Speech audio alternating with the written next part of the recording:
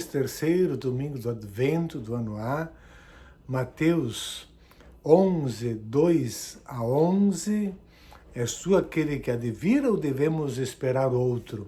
Exatamente nesse domingo, que é o domingo considerado pela liturgia da alegria, somos convidados a permanecer na alegria, em vista da chegada do Senhor que se aproxima. João Batista se encontra na prisão, por ordem de Herodes Antipas. Da prisão ele envia seus discípulos perguntarem a Jesus uma pergunta que revela uma dúvida que habitava o coração do profeta. Jesus é mesmo o Messias que o povo esperava? Ou será que é um outro? Jesus responde aos emissários de João, não com discursos ou palavras, mas narrando os fatos, as coisas que estão acontecendo. Os pecadores que se convertem são acolhidos no grupo dos seus discípulos. Os doentes recuperam a saúde. Os marginalizados se tornam protagonistas do reino. Os leprosos são purificados e os surdos ouvem. Agora a palavra de Deus pode ser ouvida por todos. Tudo nos lembra o profeta Isaías. A salvação já está no nosso meio. Contudo, ela ainda não está plenamente presente. É a crise de João Batista, aquele que também havia reconhecido Jesus como Cristo no início do Evangelho. Devo ser batizado por ti e tu vens a mim, que reconheceu Jesus como o Messias que havia de vir. E ainda assim, João Batista vem e manda os discípulos perguntarem. João Batista havia anunciado um Messias severo, castigador dos pecadores, com imagens terríveis, como a palha jogada no fogo, a árvore que não dá frutos e é cortada na raiz.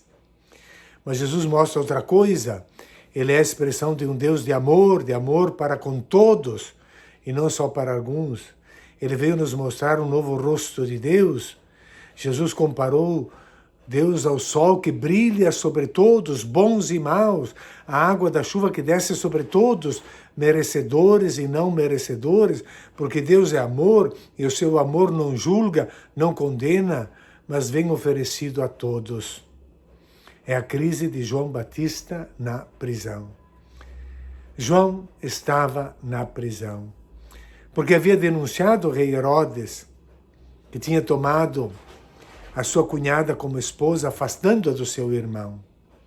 Tendo ouvido falar das obras de Cristo, mas essas obras não são as que ele tinha anunciado.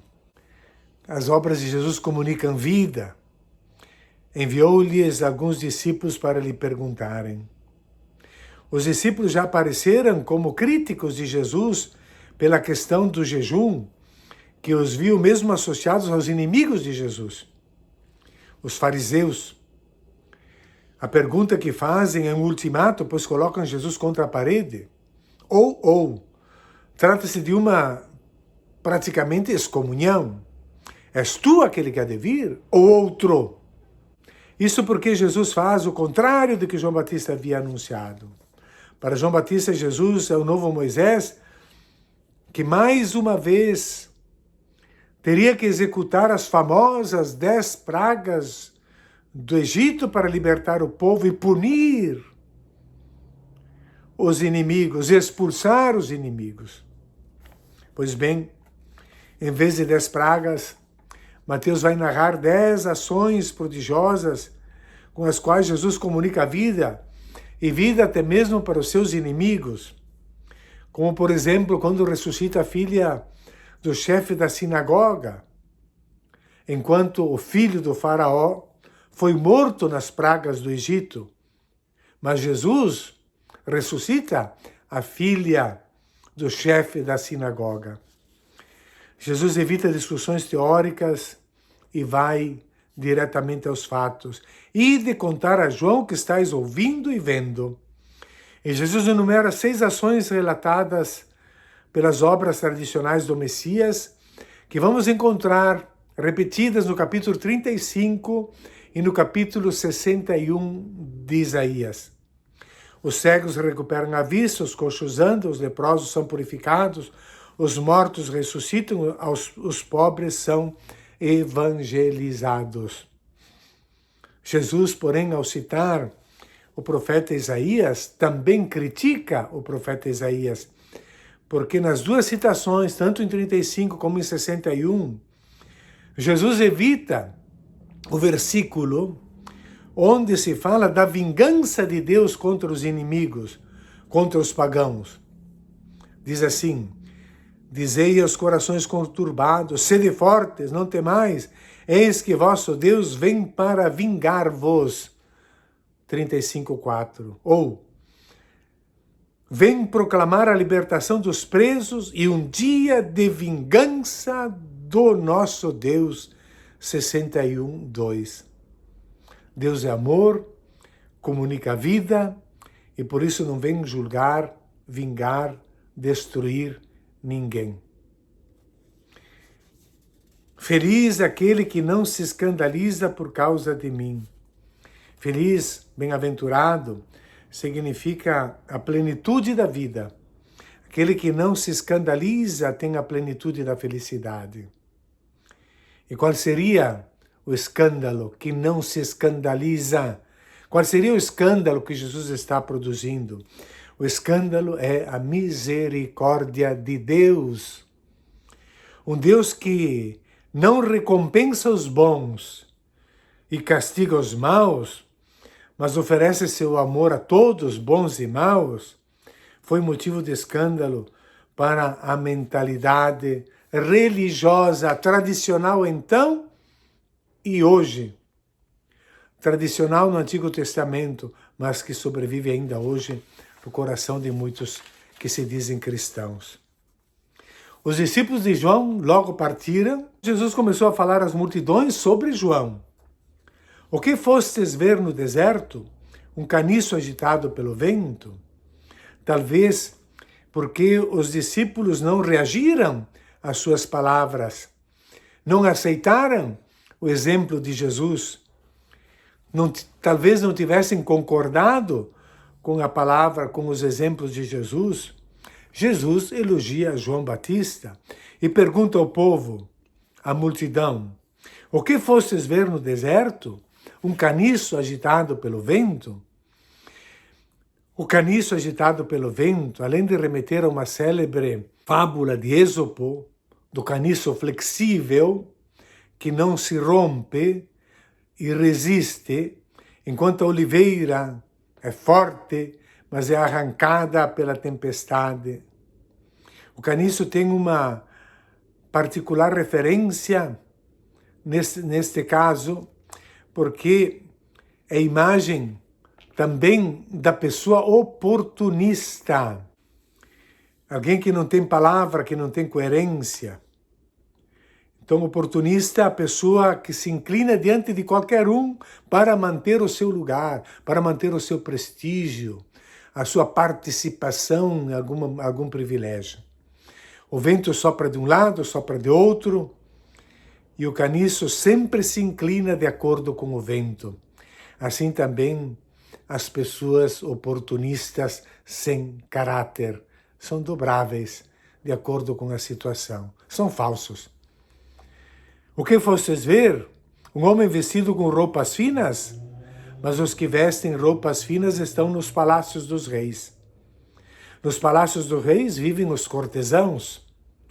Quem são os cortesãos? São aqueles submissos, obsequiosos ao tirano de turno, sempre prontos a mudar de bandeira, a trocar de roupa, para poderem se manter no poder. Então, o que fostes ver um profeta? Sim, eu vos afirmo, e alguém que é mais do que um profeta. Porque João Batista é mais do que um profeta? Porque João Batista é aquele enviado para preparar o caminho de Jesus. E citando o livro do Êxodo, e também referido no profeta Malaquias, Jesus diz: Eis que envio meu mensageiro à tua frente. Ele vai preparar o teu caminho diante de ti. Por isso João Batista é visto como o mensageiro que abriu o caminho ao seu povo, que abriu o caminho para o Messias. Ele vai preparar o teu caminho diante de ti. Fica registrada a resposta diante da pergunta ultimato: és tu ou outro? Confirma Jesus que ele é quem estava por vir. E ele vê João como seu precursor. Em verdade vos digo, de todos os homens que já nasceram, nenhum é maior do que João Batista.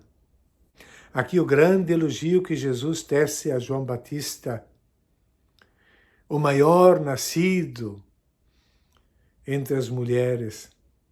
Porém, acrescenta, no entanto, o menor no reino dos céus é maior do que ele.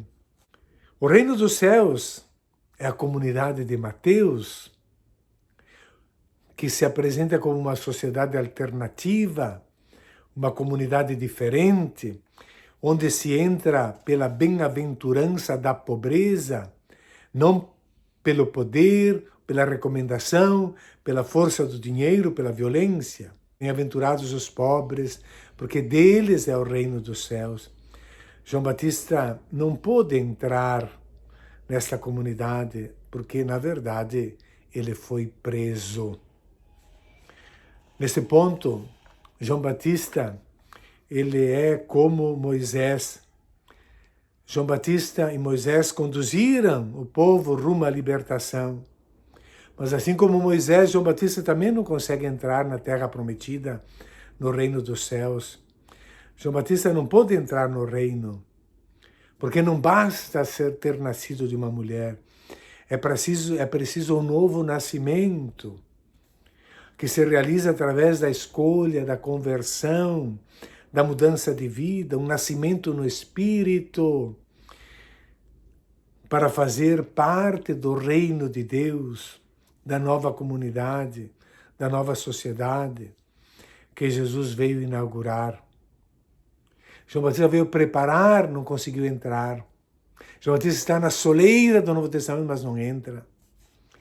E João Batista não pôde entrar. Nós queremos entrar, por isso preparemos bem esse tempo de conversão de caridade. Bom domingo a todos.